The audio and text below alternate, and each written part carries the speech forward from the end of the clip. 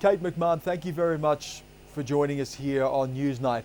How much more dangerous is it becoming for journalists in the field these days? I think it's becoming increasingly more dangerous. There seems to be less and less respect, if you like, in civil society for the media, and a lot less of a delineation between what is a journalist and what's not, as we have more citizen journalists going out and plying their trade. Would you go as far as to say that in some parts of the world, in some regimes, they actively target journalists? There's no question about that. If we look at the Committee to Protect Journalists reports, there's no question that journalists are directly being targeted for their trade. And we're not just talking about targeted for attack and sadly some being killed, as we've just seen in Egypt, but also kidnap as well, people being held for ransom, being beaten, sexually abused.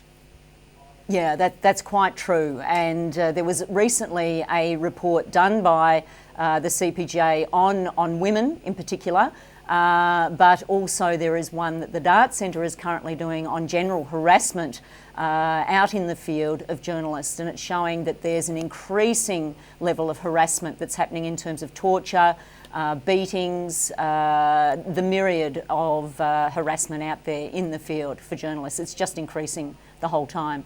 Now, we know in countries like Turkey, countries like China, there are high numbers of journalists who are being locked up. We know about the killings and abuse of journalists in Afghanistan, Pakistan, what we're seeing in Egypt. Where are the most dangerous places right now?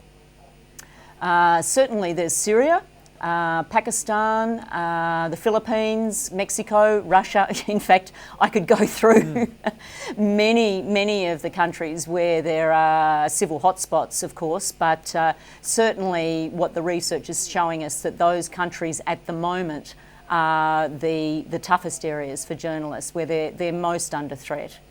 What can journalists do, and news organisations, to try to minimise those risks? Certainly a lot of news organisations are undertaking hostile environment training where journalists learn to look after themselves physically, and most news organisations, that's part of the insurance policy anyway, so that has to be done.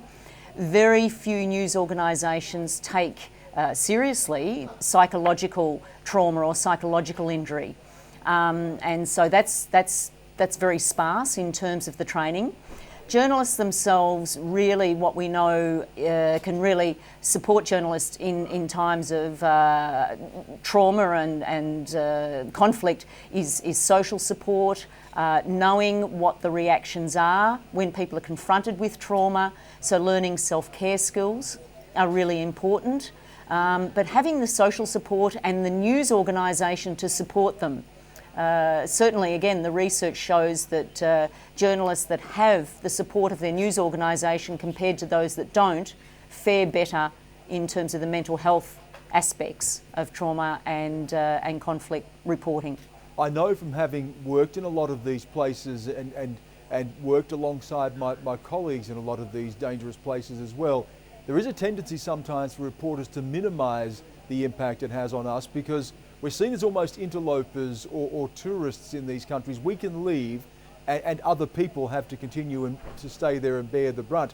Do you think that we are often guilty of minimising those risks and not paying enough attention to it?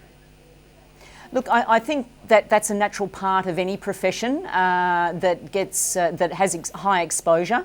Certainly, we know in the military, in first responders, and journalism that that risks get minimised. It's a way of coping. It's a strategy for coping, and in many ways, that's okay out in the field in the moment, as long as they're not minimised when people come out of the field. That the news organisation and the journalists themselves needs to not minimise them after the event and needs to find a way to deal with it, to process it, and then be able to get back on the horse, if you like, and get back in the field. Are you able to quantify the levels of exposure to things like post-traumatic stress disorder, ongoing issues of depression amongst people who are very much involved at the pointy end of covering these conflicts, natural disasters, civil unrest? Sure.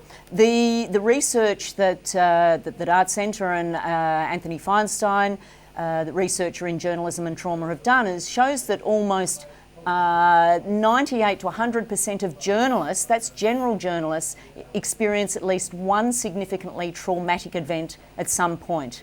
Now, journalists that are in war zones and high conflict zones, what we know is that about 29% of those journalists, and this is lifetime, not just someone who goes into a war zone once, about 29% of those journalists experience post-traumatic stress disorder, along with high rates of depression, anxiety, substance abuse and other comorbid factors.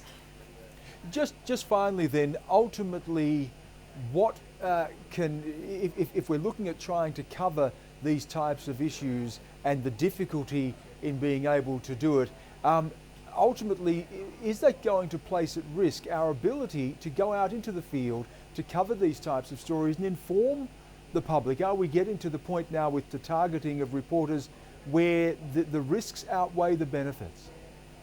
Well, I think that's something that news organisations need to seriously look at. But of course, what is also a worrying trend is that there are so many more freelancers now as news organisations constrict. There's many more people that are going out there on their own. So we have two things happening where news organisations need to really look at the increasing risks for their journalists, but there needs to be a way of looking after the freelancers that are going out into the field too. As they are, there's more and more of people going out as freelancers. So there are both aspects happening.